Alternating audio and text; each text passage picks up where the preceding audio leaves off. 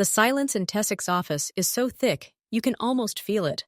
It presses on his ears like cotton wool. He sits at his massive desk, but today it's not a command post. Today it's just a desk, on which lies a single sheet of paper. His fingers, usually so steady and determined, slowly trace the bill's smooth surface. The numbers don't scream. They speak calmly, clearly, inexorably. Another round sum. A very round sum. For what? For 2 weeks at the Center for Neurocognitive Development, for consultations with the chief specialist, for new, revolutionary procedures. Tasik stares at the totals without blinking.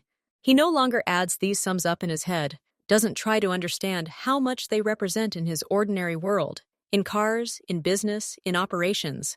It's meaningless. It's just a number, disappearing into a black hole called hope. He looks up. Outside the office door, in the living room, Camilla stands by the large picture window. She doesn't move. Her slender back is tense, as if carved from dark stone.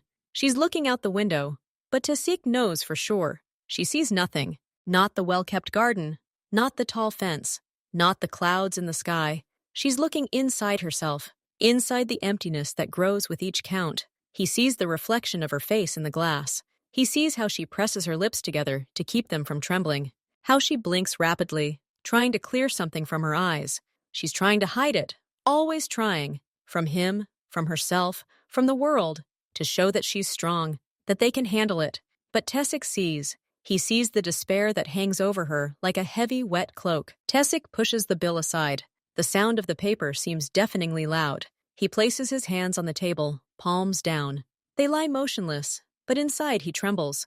Tremble with powerlessness. He's used to controlling everything, to negotiate, to order, to decide. He can get his hands on anything, to change any rules in his world. But here, in this struggle, someone else writes the rules, invisible and ruthless. Here, his power, his connections, his money, everything turns to dust. The money disappears, and the result is silence. Silence in the children's room upstairs. He looks at Camilla again. He wants to get up, go over to her, hug her, tell her everything will be okay. But the words stick in his throat. They've become false. He's said them too many times. The next specialist will help. The new method will work. We'll find a way. And then they go home. And that silence again. Camilla suddenly takes a deep breath, and her shoulders sag slightly. She feels his gaze. She turns slowly. Their eyes meet. There are no tears in hers, only a deep, bottomless weariness, the same one that sits in his chest. Pay? She asks quietly. Her voice is even, too even. Yes, Tesik answers just as quietly. They say nothing more. What words could there possibly be? We can handle it? They don't believe it anymore. This is the last time? They don't believe it themselves. Silence fills the house again. It's more precious than any conversation. It contains the hum of millions spent, the rustle of hopeless medical records, and the heavy breathing of 2 people who have lost their son, though he is still here, right above their heads. Tesik looks down at the bill. He picks up a pen. His movements are familiar, businesslike. He signs his name, bold and confident. Such irony. The most confident thing he's done in months is give permission to take even more money from him for yet another futile hope. He places the bill in a folder. The folder is thick. In it is their story of despair, sheet after sheet. The black car comes to a smooth stop at the entrance.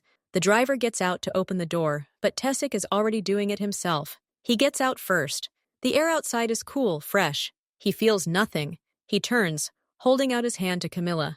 She takes it, her fingers cold and light as a sheet of paper. She steps out of the car, adjusting her coat. Then she leans inside. Caden, honey, we're here. Her voice is sweet, taut as a string. There's no answer from the depths of the car. Tasik leans over. In the back seat, in his car seat, sits Caden. He's awake. His large, dark eyes are wide open.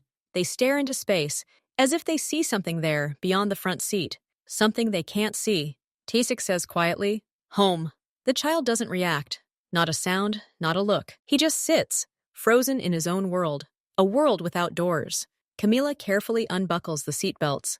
Tasik leans down and carefully lifts his son out of the seat. The boy's body is limp, not resisting, but not helping either. He's like a big, warm doll. Tasik picks him up and holds him close. Caden rests his head on his shoulder, but it's not a hug. It's just gravity. His gaze remains distant, tired. Tasik's steps are heavy. Camilla walks beside him, her heels clicking softly on the stone. No one speaks.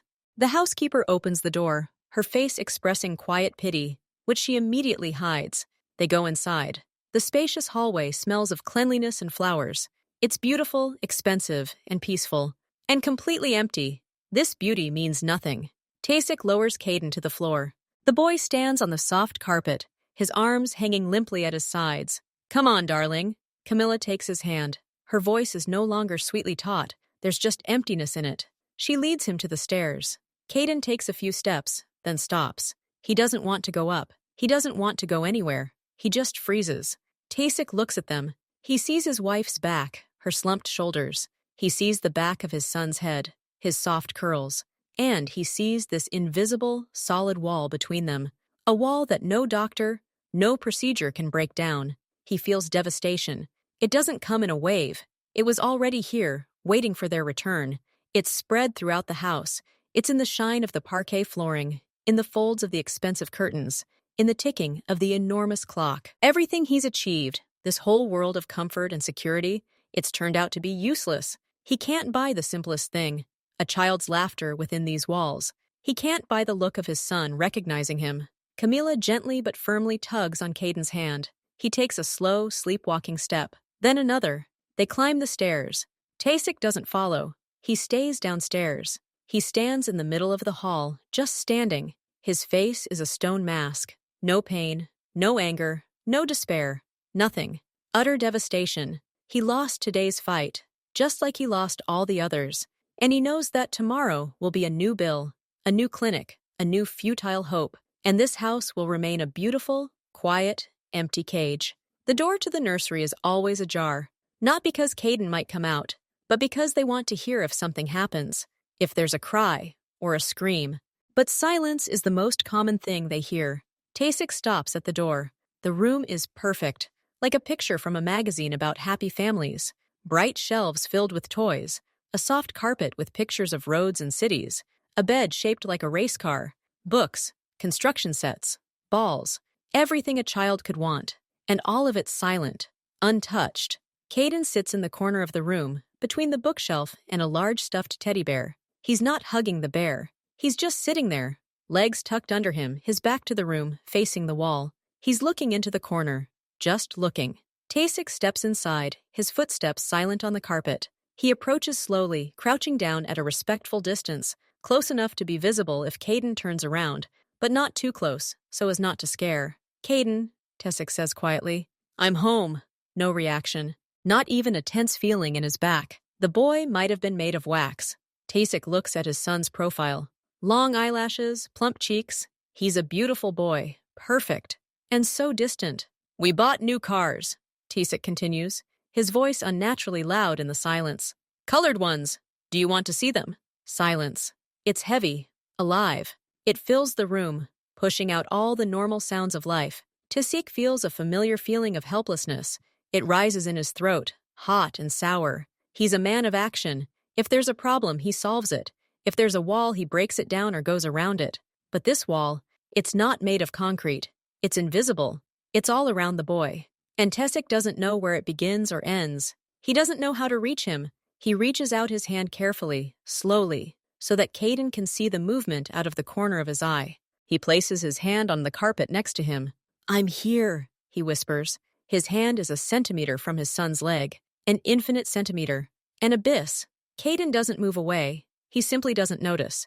Tasik pulls his hand away. He sits on the floor, cross-legged. He doesn't know what else to do. He can buy anything. He can make anyone fear or respect him. But he can't make his son even look at him. This thought burns through him every time. Camilla appears in the doorway. She sees a picture. Her husband sitting on the floor, their son turned away into a corner. Her face doesn't change. She's already gotten used to it. She enters, carrying a blue cup with a straw. Caden, it's time to drink. Her voice is soft, tired. She comes over and kneels on the other side of her son. She lifts the straw to his lips. Reflexively, automatically, Caden takes a few sips. His eyes remain fixed on the spot in the corner. He drinks, oblivious to her or the cup. Camilla catches Tasik's eye. He reads the same thing in her eyes. An unanswered question, a nameless pain, a weariness that reaches to the very bottom. She takes the cup away and carefully wipes the corner of her son's mouth with a napkin. A maternal gesture. Mechanical. They both sit on the floor next to their child. Two strong adults, defeated by the silence of a 7-year-old boy. They don't know how to reach him. They've tried every key, but the lock doesn't respond. And so they remain here, in this bright, sad room, on opposite sides of an invisible wall, listening to the ticking of their fruitless hopes. The day after the bad bill, a girl comes to the house. The housekeeper brings her. She's standing in the hallway when Tessic leaves the office. "Mr. Tessic, this is Molly. A new helper for the household and, to keep the boy company, recommended by the Family Hearth Agency," the housekeeper says. Tessic looks at her appraisingly. The girl is young, about 25. She is wearing simple, neat clothes, a light blouse and dark trousers. Nothing out of place. Her hair is pulled back into a tight bun. Her face is calm, without an obsequious smile or fear. She stands straight, but not tense. Her arms hang loosely at her sides. "Hello," she says. Her voice is quiet, even, without trembling. "Do you know the situation?" Tessic asks immediately, without preamble. He has no strength for the ceremony. "I was told that your son needs special attention, that he speaks little and is often upset," Molly answers. She looks him straight in the eyes, but not defiantly. She simply states the fact. He doesn't be upset. He's in his own world. "The doctors aren't helping," Tessic says sharply. He wants to see her reaction. Will he see pity, fear, impatience? Molly's face doesn't change. She just nods slightly, as if taking this information into account. "I understand. I'll need to help around the house and, if possible, spend time with Caden." No pressure. She pronounces the last 3 words clearly. Tessic notices it. "What do you know? Games? Some kind of techniques?" He doesn't believe it, but he has to ask. "I know how to be around," Molly says simply. "And I like to draw." There's no pathos in her answer, no promise of miracles. There's only quiet confidence. It's an unfamiliar quality these days. The doctors spoke confidently, but behind their confidence lay bills. Molly's confidence seems different. It comes not from bookish knowledge, but from something internal. Tessic looks at her for a few more seconds. Then he nods to the housekeeper. "Show her her duties, her room. Introduce her to Camilla." He turns to leave, but turns back halfway. The main rule: no sudden movements near him, no coercion, no tears. You don't scare him. "Understood?" "Understood," Molly nods again. Her calm is starting to get on Tessic's nerves, and at the same time, strangely calming. She doesn't fuss. She doesn't try to please. That evening, Camilla comes into his office. "Have you seen the new girl?" she asks. "Yes." "What do you think?" Tessic shrugs. "One more try. Nothing to lose." "She seems attentive," Camilla notes carefully. "She doesn't look at Caden like he's sick. She looks at him like he's a child." "We'll see," Tessic mutters. But deep down, he'd already noticed the same thing. Her gaze didn't hold the professional, surgical pity they were used to. It was simply attention, as if he were a new person. Nothing more, nothing less. The next morning, Molly is already in the house. She doesn't try to go straight to Caden. She helps in the kitchen, carefully dusts the living room. She moves through the house quietly, unobtrusively, like a shadow. She watches. She watches the routine. She watches Camilla. She watches the housekeeper carry breakfast upstairs.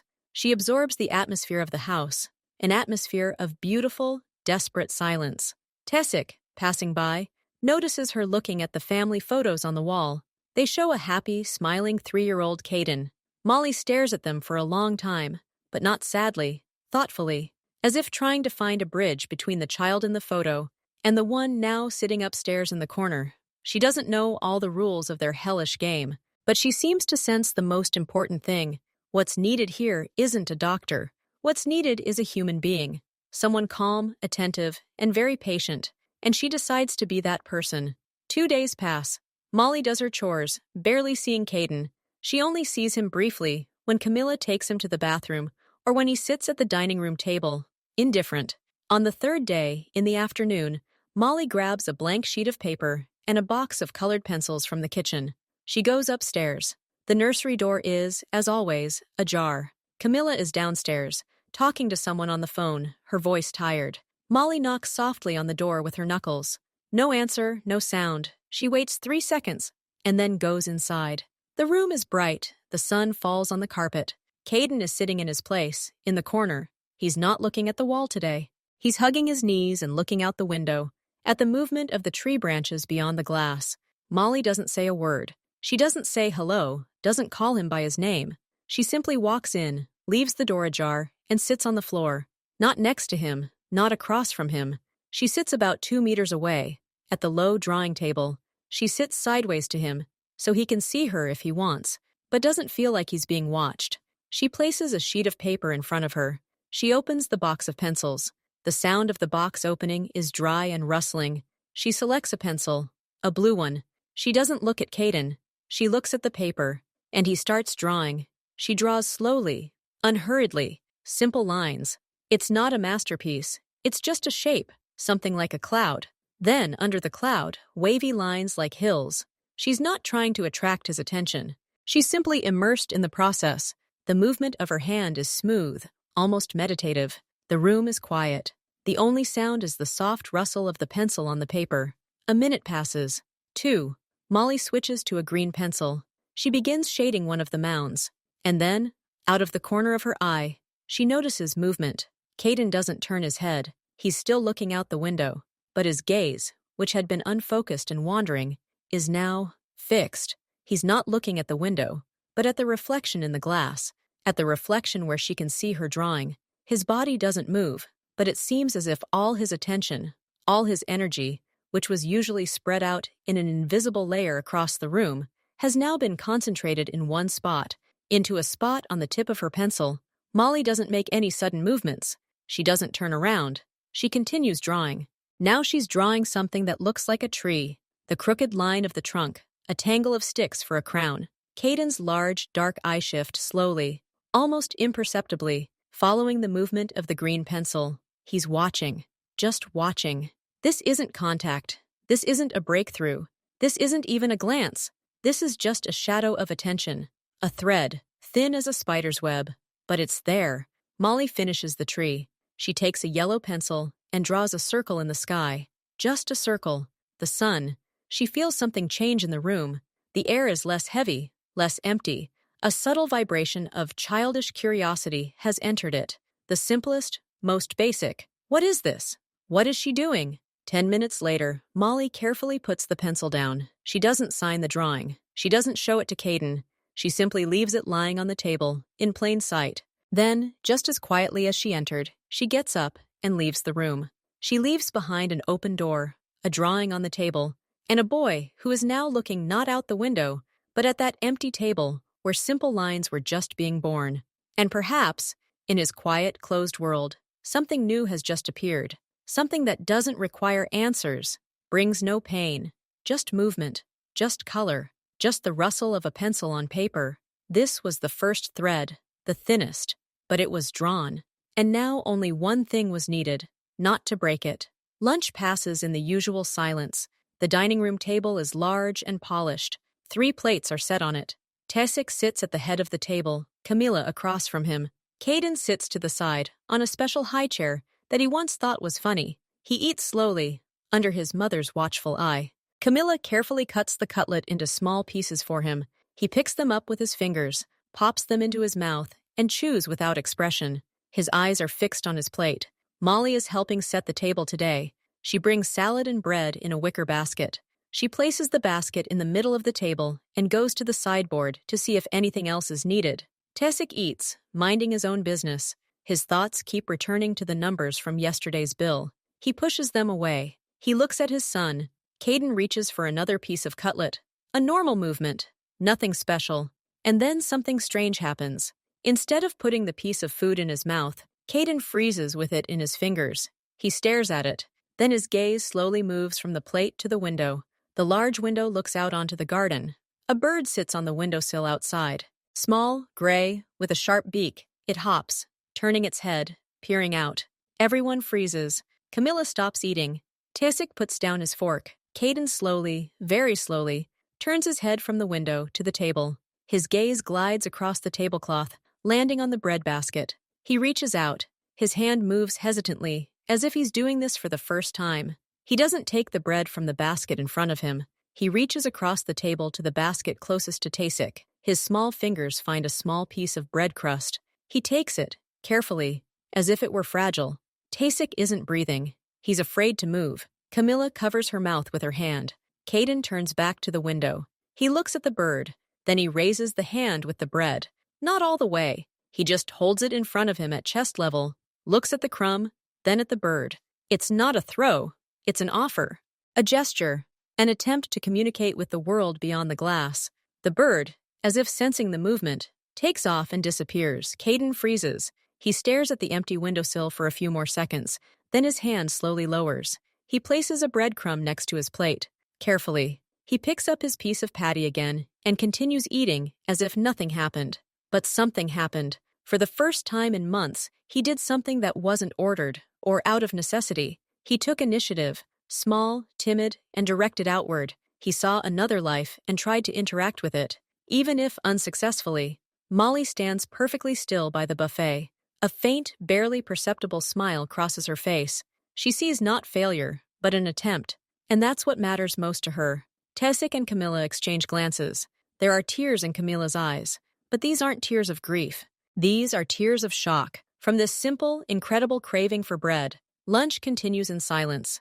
But this is a different silence. This gesture now lives in it. This tiny, grain-like hope. After lunch, when Caden usually sits in his corner, Molly does something new. She doesn't pick up her pencils. She waits for the sun to dip lower and a bright, clear beam of light to fall through the window. It illuminates the smooth, light-colored wall near the bookshelves. Molly walks over to the beam. She sits on the floor with her back to the window, her shadow falling on the wall. She doesn't call out to Caden. She simply raises her hands. At first, a simple dark spot appears on the wall. Then this spot changes shape. Molly's fingers fold, her hands curl. A silhouette appears on the wall, vaguely reminiscent of a bird with outstretched wings. She wiggles her thumbs. The bird flaps its beak. Caden sits in his corner. He's not looking directly at the wall, but he sees movement in his field of vision. A dark, moving silhouette against the light background. It catches his attention. His gaze, which had been wandering across the floor, slowly rises. Molly shifts her hand position. The bird disappears. In its place, a silhouette resembling a dog appears on the wall. She moves her pinky and index fingers. The dog wiggles its ears. Caden turns his head. Now he's staring straight at the wall. He stares, unblinking. His expression is pure curiosity. What is it? How does it move? Molly makes the dog more active. She makes it jump on the wall and turn its head. The movements are smooth and funny, and then this happens. Of Caden's mouth twitches, almost imperceptibly at first. Then his lips stretch, not into a wide smile, a slight, uncertain grimace. And a sound escapes his throat, a quiet, short, breathless exhalation. Ani! It's not laughter, not yet, but it's its harbinger. It's the sound of surprise and interest, bursting forth after a long silence. Molly hears this. She doesn't turn to look at him. She simply continues playing. Now she forms a complex figure with her hands, and a silhouette resembling a rabbit appears on the wall. She moves her fingers. The rabbit wiggles its ears. Caden makes another sound, a little louder, a little more distinct. It sounds like, ah. He pulls his legs closer to him, hugging his knees. His posture is no longer stiff and distant. It's become that of a spectator, captivated by the performance. He watches the shadow rabbit hop along the wall, and the shadow bird appear behind it. He watches every movement. His world, which had been flat and silent, suddenly takes on a simple, magical dimension, a dimension of light and shadow. The game lasts 10 minutes. Molly doesn't overwhelm him. When she sees his attention begin to wander, she simply lowers her hands.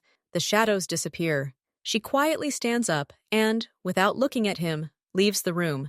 She leaves him alone. But now he's not sitting in emptiness. He's sitting in the room where animals were just dancing on the wall, and the echo of that quiet sound still hangs in the air. The first sound of joy this house has heard in a very, very long time. The next day, Molly brings a box of large wooden blocks into the room. They are colorful, smooth, and pleasant to the touch. She sits on the floor and pours the blocks onto the carpet between them. The sound is dull and soft. Caden looks at the colorful pile. He's no longer sitting in the corner. He's sitting a meter away, in his usual spot on the carpet. He's watching. Molly takes one red cube and places it in front of her, then a blue one, then a yellow one. She builds a simple tower of 3 cubes. She does it slowly, thoughtfully. Then she carefully takes the top cube and places it back next to her.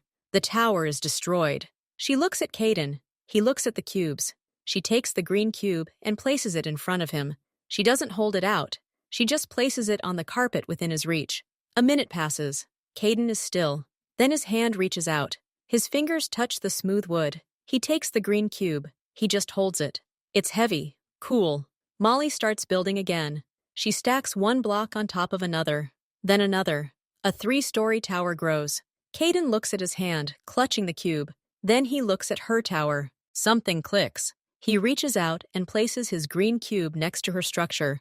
Not on top, next to it, like the house next door. Molly nods as if it's the most correct thing in the world to do. She picks up another cube and places it on his green. Now they have 2 small towers. They play like this for several minutes in complete silence. He places a block. She places hers. Sometimes the towers fall. He is not alarmed. He simply looks at the scattered blocks, then starts building again. And now he reaches for the cube to place it on his now 2-story tower. His hand hangs in the air. His lips, always tightly pressed together, part slightly. The air coming out of them is not just a breath. A whisper is heard, quiet, hoarse, from disuse. One word. Tower. It hangs in the air, transparent, fragile, like glass. Molly freezes. She doesn't even blink. She's afraid to scare away the sound. Camilla appears in the doorway. She's come to see how their quiet lesson is going. She hears the whisper. She freezes on the threshold. Her hand grips the doorframe so tightly that her knuckles turn white. Her eyes are wide open. She stares at her son's lips, which have just uttered a word. The first meaningful word in, she can't even remember how long ago. Tower. Caden didn't seem to realize he'd said anything out loud. He simply stacked the blocks on top of each other. His tower grew 1 floor higher. But Camilla understands. Her whole body is filled with a tremor. Not a cry, not a scream. A deep, all-consuming shock. She heard his baby talk, then silence. And now this. A simple, clear word that refers to what he does. Molly slowly turns her head and meets Camilla's gaze. There's no triumph in Molly's eyes, only a quiet, glowing confirmation. Yes, you heard right. He said it. Camilla can't enter. She can't move. She just stands, pressed against the doorframe, watching her son build a tower, perhaps even making a connection between the object, the action, and the word in his head. She's afraid to breathe, lest she ruin this fragile, wonderful moment. And Caden rolls another die. And that's it. That evening, Tessic goes upstairs. He's heard Camilla's excited, broken story about the word tower. He wants to see it for himself, hear it, be convinced. He stops at the half-open door to the nursery. A soft sound comes from inside. Not voices. A knock. A soft, wooden knock. Tessic carefully looks into the crack. The room is lit by the warm glow of a table lamp. 2 people are sitting on the carpet, in a circle of light. Molly and Caden. Between them are those very same blocks, and several simple wooden cars. Molly isn't building towers anymore. She's rolling the red car toward Caden. Brrr, she hums softly, mimicking a motor. Caden watches the car roll toward his foot. He picks up the blue car from between his knees. He doesn't hum. He just rolls it across the carpet toward Molly. Unevenly, hesitantly. But he does it. He responds. He joins the game. His face is focused, his brows slightly furrowed. He's completely absorbed in the simple action, pushing the car, following its trajectory. Tessic watches, motionless. He sees his son, not sitting in the corner. He sees him doing something, consciously. He sees him pick up a block and place it across 2 cars, like a bridge. It's primitive, but it's clearly intentional. It's thinking. It's a connection to reality. And he sees Molly. She doesn't try to teach him. She doesn't correct him. She sits at his level, on the floor. She mirrors his actions, rolling the car back to his bridge. She creates a space, a safe, simple space, where his gestures matter, where his silence is not a barrier, but part of the dialogue. Tessic is overwhelmed by emotions. They rage inside, colliding with each other. The first is the acute, almost physical pain of realization. The pain that this breakthrough, this return of his son, didn't happen thanks to his money, not thanks to the luminaries of medicine. It happened thanks to a quiet game with a simple girl on the floor. Everything he did, everything he spent money on, turns out to be useless. And what cost pennies works. The second is a huge, crushing relief. It's heavy, like a stone that has finally fallen from his chest, allowing him to take a full breath. His son is there, on the mat. He's present. He's in the game. He's spoken. It's a fact. It's reality, which he sees with his own eyes. It's the miracle he's been waiting for years. And thirdly, a strange nagging awkwardness, almost shame. He, Tessic, the head of the family, the breadwinner, the problem solver, stands here in the shadows, spying on the maid who does what he couldn't. She, with her calm and abs, has achieved more than all his might. Is he jealous? No, he's defeated. And there's a bitter aftertaste to this defeat. He watches as Caden suddenly picks up the red car and presses it to his cheek, not like a phone, just pressing the smooth wood against his skin. He closes his eyes for a second, feeling the texture. It's sensory contact, exploring the world, the simplest and most important. Tasic steps back from the door. He can't watch anymore. These conflicting feelings, the admission of his defeat and the exultation of his son's victory, are tearing him apart. He goes downstairs to his office and closes the door. He sits in a chair in the dark and simply sits, staring at the ceiling, trying to process one thing. His boy is coming back. But it wasn't he who brought him back. Tessic has been sitting in the dark office for over an hour. Images are spinning in his head. A bill with an astronomical sum, Camilla's cold despair by the window, and the image from the carpet. Caden, setting the dice, his lips whispering tower. He understands everything, with all the clarity that his practical mind, accustomed to evaluating effectiveness, is capable of. Money didn't help, doctors didn't help, expensive clinics, complex equipment, mountains of medication. All of it was a huge, cumbersome mechanism trying to force open the shell in which his son had hidden himself, and the shell only tightened under the noise and pressure. But a simple game helped. Playing in the shadows, blocks, rolling cars, the calm presence of a girl who didn't demand anything, didn't expect anything, didn't frighten anyone. She was simply there and offered the world simple, understandable, safe things. And the shell cracked. Children's eyes peered out and saw the light. A hand reached out for bread for the bird. A word burst forth. The relief he feels is immense. It's deeper than any successful deal, than any show of respect in his world. It's the relief of a man who has carried an unbearable burden and finally feels the ground beneath his feet become solid. His son is not lost. He's here. He's begun his return journey. But along with relief comes bitterness. Bitter, acrid like smoke. He spent a fortune. Not just a fortune. A fortune. He poured all his resources, all his will, into it. He believed in the system, in science, in authority. He did everything as it should be, as the best advised. And it all turned out to be a waste. He burned mountains of money. He subjected his son to the stress of moving, of strangers in white coats, of strange procedures, in the name of hope. And the answer turned out to be so simple, so cheap, so ordinary. There was no need to look for it on the other side of the world. It was here, in the opportunity to simply play. Bitterness mingles with resentment, at himself, at his blind belief that complicated and expensive are always better than simple, at his pride, which prevented him from dropping to the floor and simply driving the car. He was too busy paying the rescue bills to simply be a father. He gets up and goes to the window. He looks out at the dark garden. He thinks about Camilla, about how she cried today from happiness. Those tears are the only valuable thing that has been born in all these months. And they were born not thanks to his money, thanks to Molly. There's a cruel irony here. A man with so much control over so many aspects of his life found himself powerless in the most important thing, and his powerlessness was saved by a random girl. Relief outweighs. It must outweigh. For his son's sake, for the sake of the light in Camilla's eyes, he accepts this bitterness, this frustration, accepts it as retribution for his mistake, and he resolves one thing. From now on, he will look not at the price tags, but at the result. And the result is now sitting at the top, perhaps building a tower of blocks again. He takes a deep breath. For the first time in a long time, the air doesn't feel stale. He feels tired, but it's not the debilitating weariness of hopelessness. It's the weariness of a long, arduous journey, at the end of which light has finally appeared. A bitter, unexpected light, but light nonetheless. Camilla finds Molly in the kitchen the next morning. She's carefully wiping down the countertop, preparing a spot for breakfast. Sunlight streams through the window. "Molly, can I talk to you for a minute?" Camilla's voice is quiet, but not timid. Of course. Molly puts down the rag and turns to face her. Her face is calm, open. Camilla doesn't know where to begin. She's overwhelmed by yesterday's events. The whisper of tower still rings in her ears. She saw Tessic go into the office, dark as a thundercloud, and she realizes he's experiencing the same mixed emotions as she is. Yesterday, Camilla begins. Caden said a word. Did you hear it? Yes. Molly nods simply. He said tower. Yes. Camilla exhales. She searches for the words. What do you do? Do you have a method, a special approach?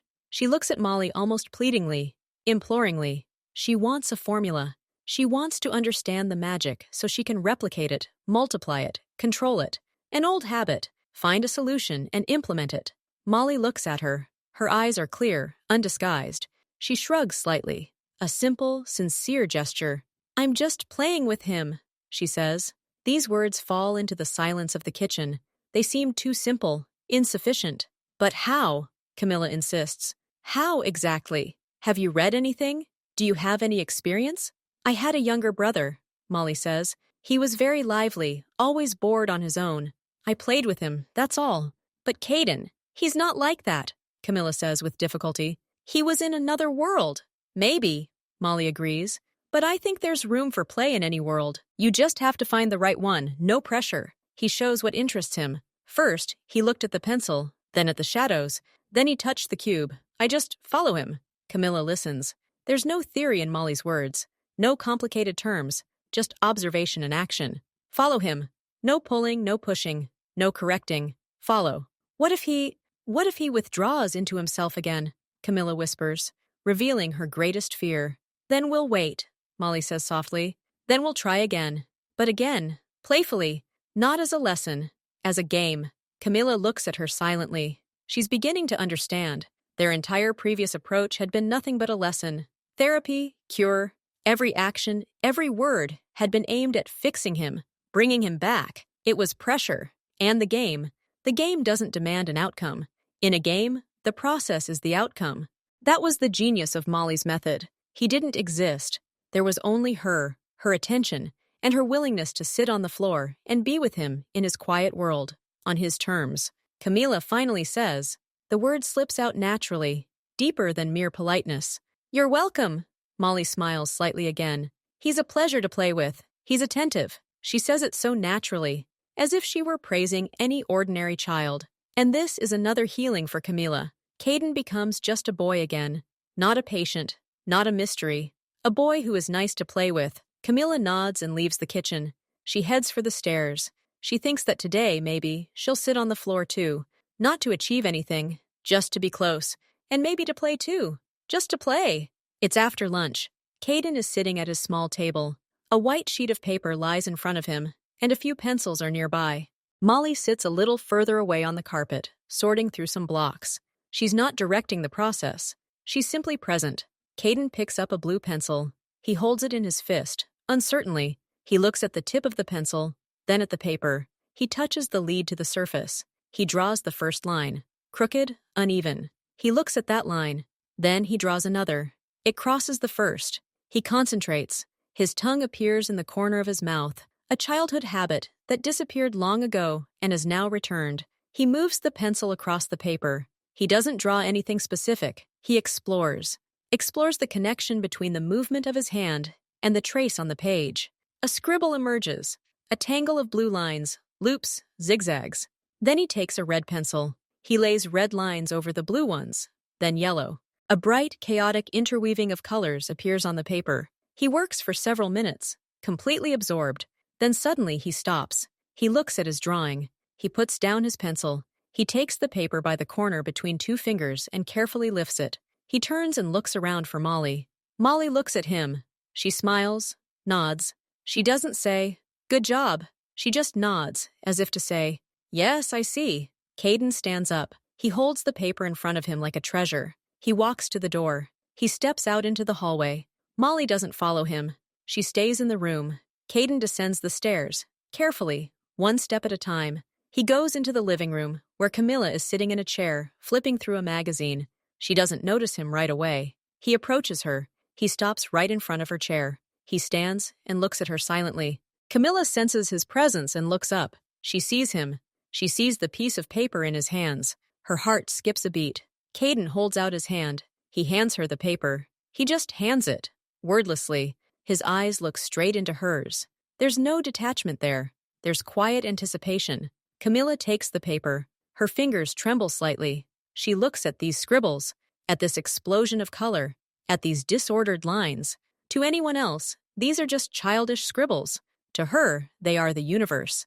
This is the first item he gave her, consciously, voluntarily. Not because he had to, not because she asked, because he wanted to. She looks at her son, at his serious face. Is this for me? She asks quietly.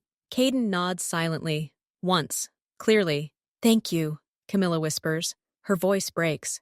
It's very beautiful. I like it. She looks at the drawing, then back at him. She wants to hug him, hold him close, but she's afraid to ruin this moment. She simply smiles, sincerely, broadly, through the tears that well up. Caden looks at her smile. He stands there for a few more seconds, then turns and just as calmly walks back upstairs to his pencils. Camilla is left alone. She holds the sheet of paper, warm from his touch.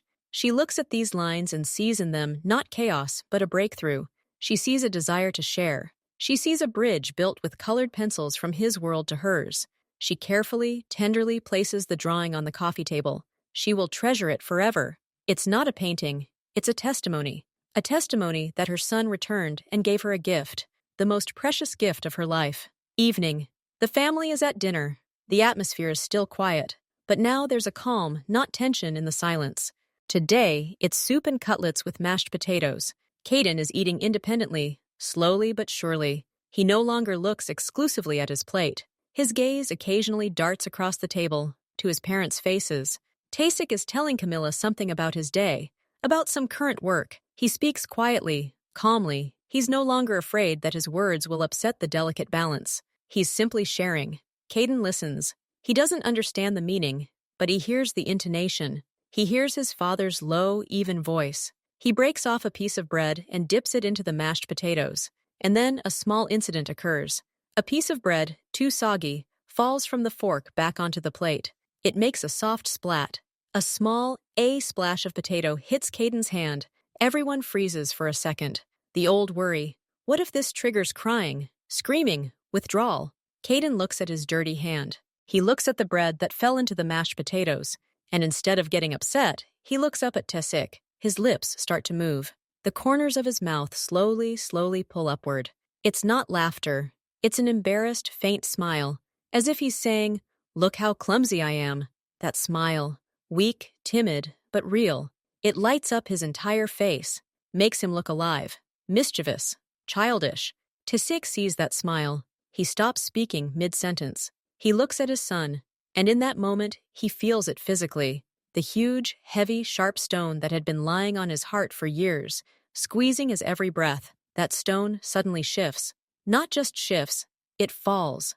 It shatters somewhere below, and in its place comes an incredible, all-pervading lightness. He doesn't need any more air. The air rushes into his lungs, clean and cold. His chest expands. His shoulders, which had been constantly tense, slump. He looks at his smiling son and can't help but smile back. It's wide and genuine. He can't remember the last time he smiled so sincerely. Camilla sees this exchange of smiles between her husband and son. She places her hand on top of Tasik's on the table. She says nothing. She doesn't need to. Everything has been said. Caden sees his father's smile. His own grows a little more confident. He picks up his fork again, trying to pick up the hapless piece of bread. He succeeds. He pops it into his mouth and looks at his parents, as if seeking approval. Tasik says quietly. His voice is a little hoarse from the overwhelming emotion. Caden nods and continues eating. Now he eats with a new, light expression on his face, almost happy. And for the rest of dinner, Tasik feels this lightness. The stone has disappeared. All that remains is a quiet joy and incredible gratitude for that simple, childish smile at the table. All the complexities of the world, all his affairs, fade into the background. There is only this table, his family, and his son's smile. That is enough. More than enough. Morning arrives. Tasik usually leaves early, often before anyone else gets up. But today, he has a little more time. He goes down to the dining room, which already smells of coffee. Camilla sits at the table with a cup. Molly pours herself some water at the counter. Tasik nods to his wife and picks up his cup. He drinks his coffee, looking out the window. The image of yesterday's smile is still vivid in his mind. He turns around. His gaze falls on Molly. She stands sipping water, looking out into the garden. She looks as calm as she did on the first day. Tasik clears his throat. Molly turns her head in his direction. "Molly," he says. His voice sounds a little harsher than he intended. She looks at him, waiting. No fear, no impatience, just attentive anticipation. Tasik can't give long speeches of gratitude. It's not in his nature. Words come hard to him, especially these. He looks at her for a few seconds. Then he gives a short, firm nod, a slight downward and upward movement of his chin. This isn't a bow. It's a gesture of recognition, a gesture of respect. "Thank you," he adds in one word. His voice is low but clear. He says nothing more. He doesn't explain why exactly. He doesn't extol her accomplishments. Just a nod and a word. But in his world, a world where words often mean nothing and gestures say everything, this is the highest measure of appreciation. It is trust.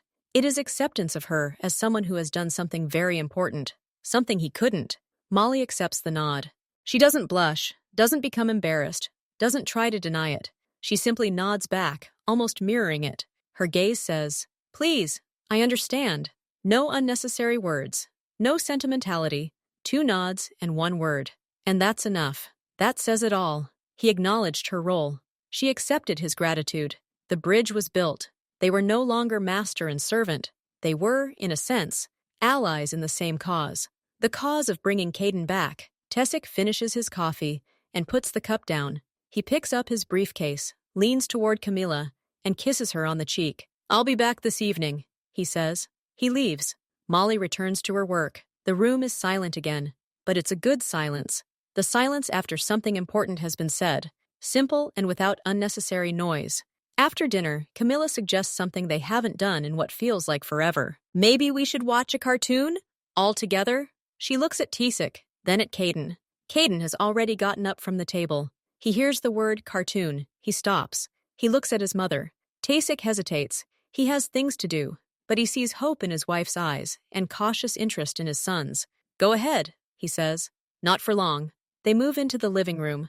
The large TV screen is usually black. Camilla turns it on and finds some good old cartoon about animals. Bright images and simple music fill the room. They sit down on the large sofa. Camilla sits down first. She looks at Caden, who is standing in the middle of the room, staring at the screen. "Come here, honey," she says softly. Caden approaches the sofa. He glances at the empty space between her and the armrest. Then he looks at Tasik, who sits down on the other side. And then Caden makes a choice. He doesn't sit next to his mother. He doesn't sit alone. He walks over and carefully sits right in the middle. Between them, between his father and mother, his small body sinks slightly into the soft sofa. He sits upright, hands on his knees, staring at the screen. Tasik and Camilla freeze. They sit on either side of him, barely breathing. They feel his warmth, his light weight pressing into the pillow between them. This simple physical presence is the greatest miracle. Caden, he's engrossed in the cartoon. He's not laughing, but his face is animated. He's watching the characters. When a bird flies away on the screen, he remembers something and quietly says, "Bird." Just one word, but it's said appropriately. Camilla slowly, carefully lowers her hand and places it on the back of the sofa behind him. Not hugging, just encircling. Tasik sits motionless, afraid to move for fear of disturbing the magic. They sit like that for 20 minutes. Family, real family. Not on a trip to the doctor, not in the tense silence of the cafeteria, but here, on the sofa, under the soft light of the floor lamp, looking at silly cartoon animals. For Tasik, it feels like a miracle, greater than any business success. His son is between them, voluntarily, peacefully. He's here, with them, in this moment.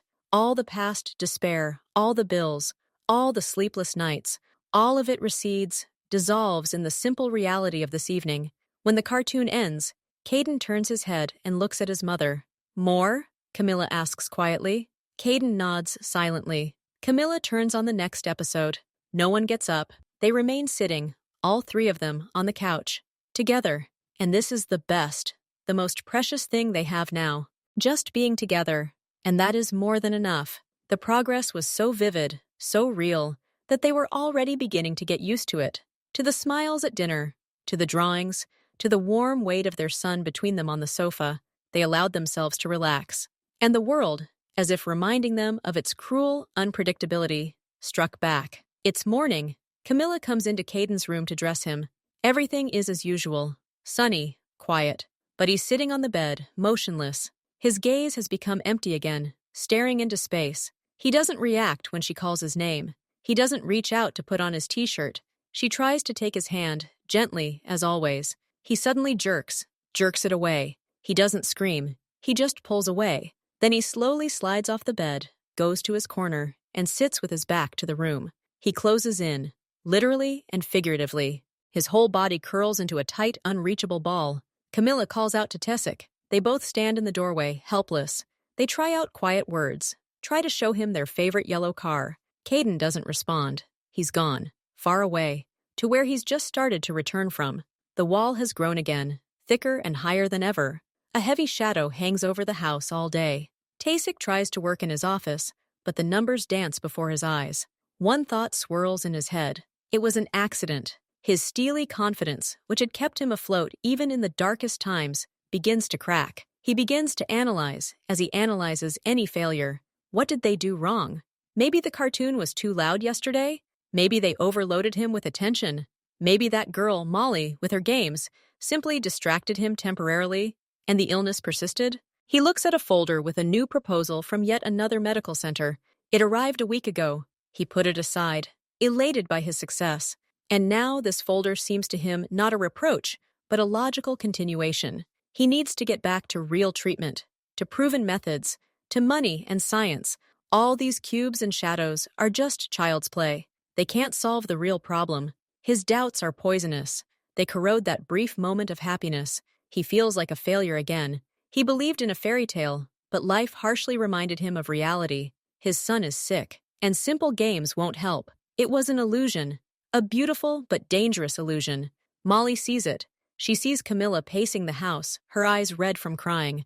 She sees Tessic not leaving his office, his gaze sharp and distant. She goes upstairs. The door to Caden's room is closed. She doesn't knock. She sits down on the floor in the hallway, directly opposite the door. She picks up the book she's been reading and simply begins to read, in a low voice. Not for him, for herself. She doesn't try to enter. She doesn't try to reach him. She's simply there. She's a quiet, constant presence outside the door. She doesn't force things. She understands what setbacks are. She doesn't perceive them as a failure of her method. She simply sees them as a bad day. A day when his world became too loud again, too complicated, and he needs time to regroup. She sits like that for an hour. Then she brings him her drawing, a simple sketch of a garden, and continues to sit there, finishing something with a pencil. She doesn't demand an answer. She simply waits. Her patience isn't passive. It's active. It's a choice to respect his boundaries, his time.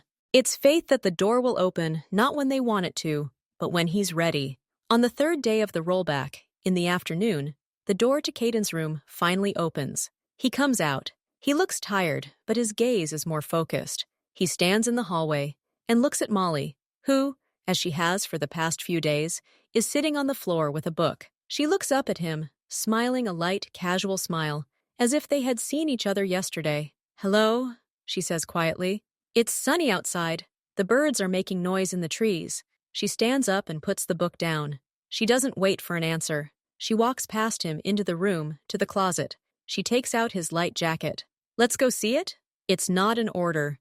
It's the kindest suggestion in the world. Caden looks at the jacket. He slowly extends his hand. He lets her put it on. He doesn't take her hand. But when she steps out into the hallway and toward the stairs, he takes a few steps and follows her. For the first time in many, many months, he leaves the house for anything other than a trip to the clinic. They walk out into the garden through the terrace. The air is fresh, smelling of grass and earth. Caden stops dead in his tracks. He looks up. Above him is a tall tree, its canopy rustling in the wind. The sun filters through the leaves, casting shifting patches of light on the ground. He looks at it, and his eyes grow wide. He inhales deeply. He watches the bird fly from one branch to the next. His whole expression is one of pure, mute wonder. It's as if he's seeing the world for the first time, A world that isn't behind a car window or a windshield. A real, living, breathing world. Molly stands silently beside him. She lets him watch. She doesn't rush him. She simply shares this moment of quiet discovery with him. After that walk, something changes. Caden doesn't immediately return to the blocks and drawings. He's quieter, but no longer absent. He begins searching. Camilla or Tessic enter the room and see him sitting on the carpet, looking around. His gaze darts around the room, searching for something. No, not something. Someone. He's looking for Molly. When she enters, his body relaxes slightly. He doesn't rush toward her, but he stops searching. He finds what he was looking for. Her calm, predictable presence has become a point of support for him, an anchor in a world that is too often incomprehensible and frightening. Their small, quiet union is formed. A union without loud words. It's built on silent drawing together, on her always understanding when he needs some alone time, and when he can gently offer a car or a building block. She has become his guide, a safe guide who doesn't tug at his hand, but simply walks alongside, showing him the way. One evening, when Caden is already asleep and Molly is in her room, Camilla is sitting with Tessic in the living room. She is silent for a long time, looking out the dark window. "Tessic," she finally says, very quietly. "And I'm not jealous?" He looks at her, not understanding. "To Molly," Camilla explains. Her voice trembles. "He's looking for her. He calms down when she's near. He didn't say his first word to me. He's reaching for the bread, not for me. I should be happy, and I am. But sometimes it hurts here." She puts her hand to her chest. Tessic looks at her for a long moment. He sees in her eyes not anger, but confusion and the same pain he felt too. The pain of knowing that it wasn't you, not the person closest to you, who was the one who found the key. He doesn't respond with words. Words would be unnecessary and wrong now. He simply reaches across the sofa and takes her hand in his, firmly, warmly. He holds her hand, and in this silent gesture lies all the understanding. I know too, but look what she does for him. And that's more important than our jealousy." Camilla squeezes his fingers in response. She nods, and a tear rolls down her cheek, but it's not a tear of resentment. It's a tear of acceptance. Acceptance of this difficult, bittersweet truth. The main thing is that her son is happy, and who exactly holds the lantern on his way back is not so important. It's happening at the same drawing table. Caden wants a yellow crayon. It's lying next to Molly. He reaches for it, but it doesn't quite reach him. He looks at the crayon, then at Molly. He opens his mouth. His lips move, as if he's making sounds. And he says, clearly, quietly, but absolutely clearly, "Give it to me, please." 3 words. A simple, polite request. Not a whisper, not a random sound. A deliberate, well-constructed phrase addressed to another person. At that moment, the house fell into absolute ringing silence. It seemed as if even the clock had stopped ticking. Molly, who rarely showed strong emotions, widened her eyes. She looked at him, then slowly picked up a yellow pencil and handed it to him. "Of course," she says just as quietly. "Here you go." Caden picks up a pencil. He doesn't look at her anymore. He starts drawing a yellow circle on his paper. He just got what he wanted in the most normal human way. But the echo of those words, "Give it, please," carries throughout the house. It reaches the kitchen, where Camilla is cooking. She freezes, knife in hand. It penetrates the door of the study, where Tessic is talking on the phone. He abruptly ends the conversation. The first sentence. Not for mother, not for father, for the one who created the conditions in which it became possible to speak. This is not an insult. It is a fact that takes Tessic's breath away and brings new, completely different tears to Camilla's eyes. Camilla goes to the sink and puts down the knife. She looks out the window, but sees nothing. That childish, clear voice still rings in her ears. "Give it to me, please." And then the tears come. They flow silently, abundantly, down her cheeks. She doesn't try to hold them back. She cries. But these aren't the tears she shed before. Not tears of despair, helplessness, or anger at an unfair world. These are tears of absolute, all-consuming happiness, a happiness that aches with its own intensity. Her son had just asked, consciously, politely. He had entered into a dialogue with the world. He had used speech not simply to name an object, but to communicate, to obtain what he desired. In these tears is the relief of all the past years, the dissolution of that terrible fear that he would never speak. In them is gratitude, to Molly, to fate, simply that this miracle happened, She stands alone in the kitchen, crying happy tears, and this is perhaps the most healing moment of all time.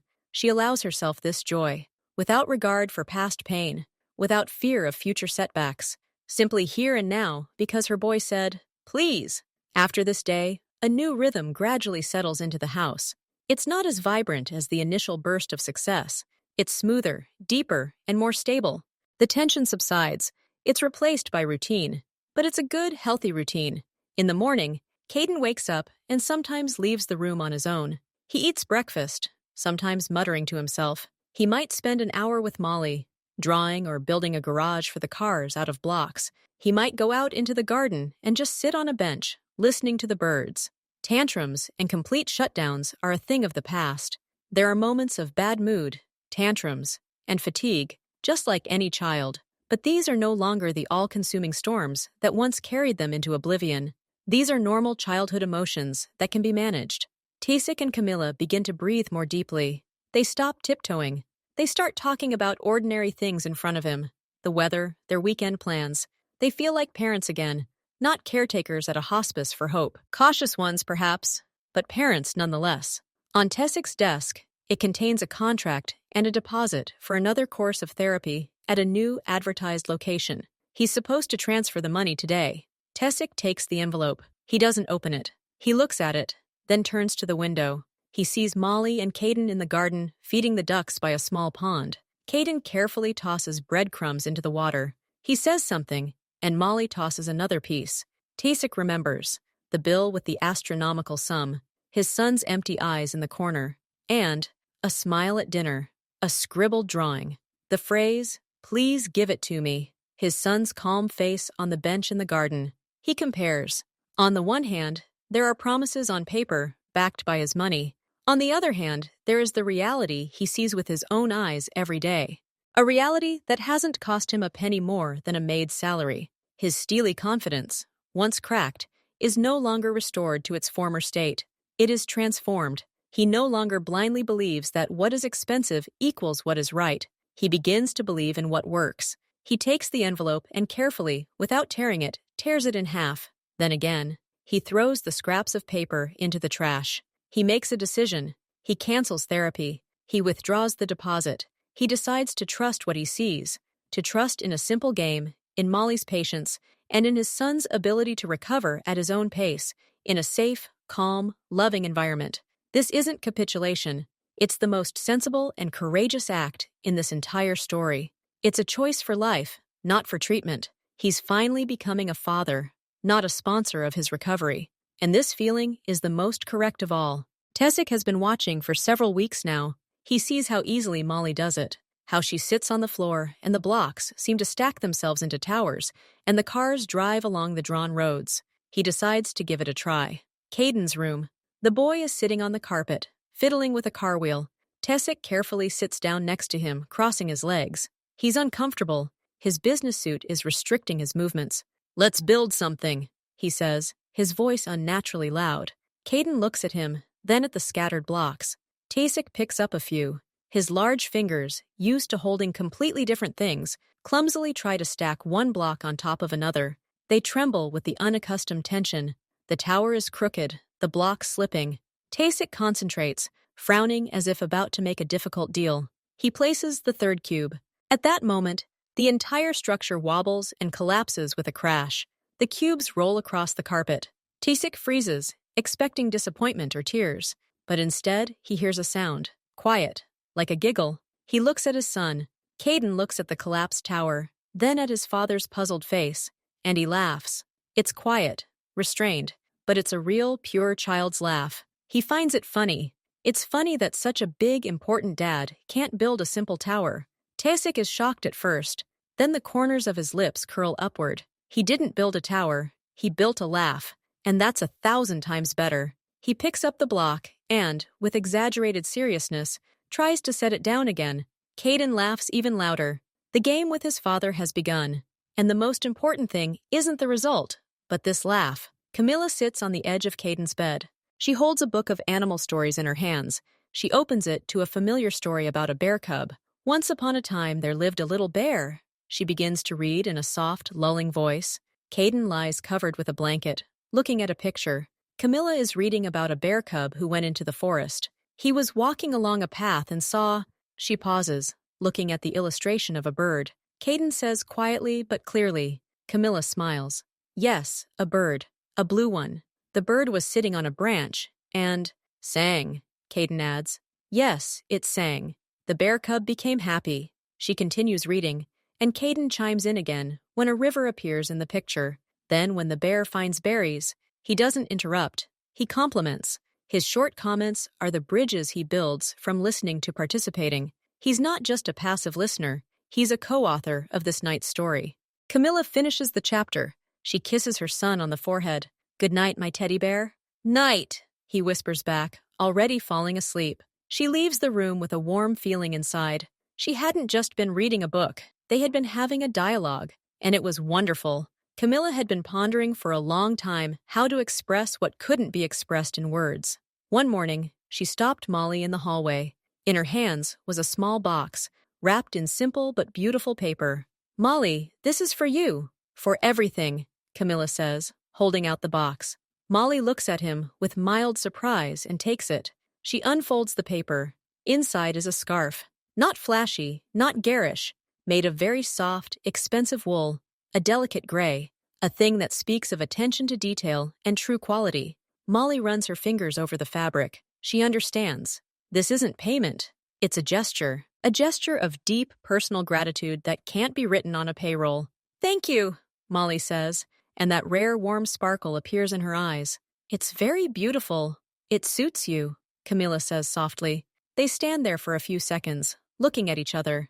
A whole conversation passes between them without a single word. Acknowledgement of Molly's role, Camilla's acceptance of that role, respect, gratitude, and a shared, silent understanding that they are now a team, the team that brought the boy back to life. Molly nods, smiles slightly, hugs the scarf to herself. Camilla smiles back. It says it all.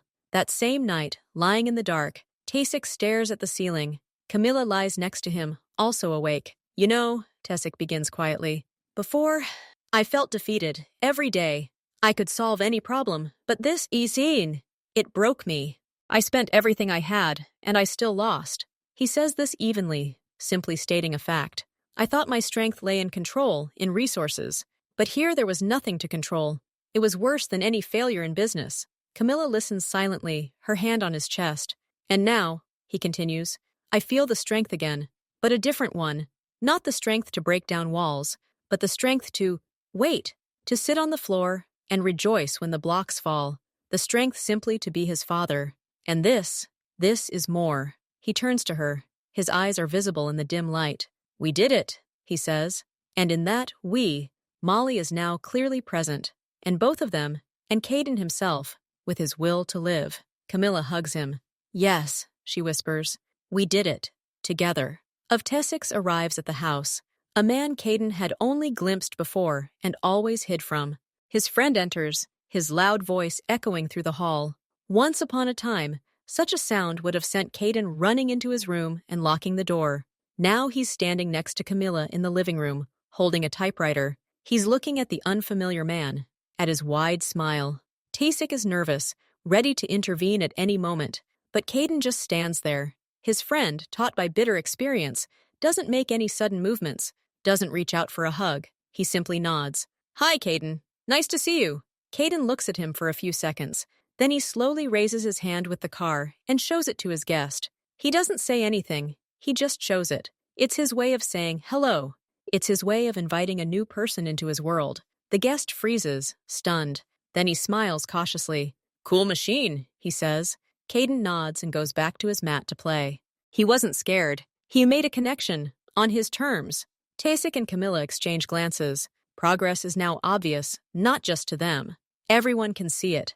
Their son is no longer a prisoner of his fear. He's learning to live in the big world, one small step at a time. Tasik invites Molly into his office. She sits down in front of his large desk, calm as always.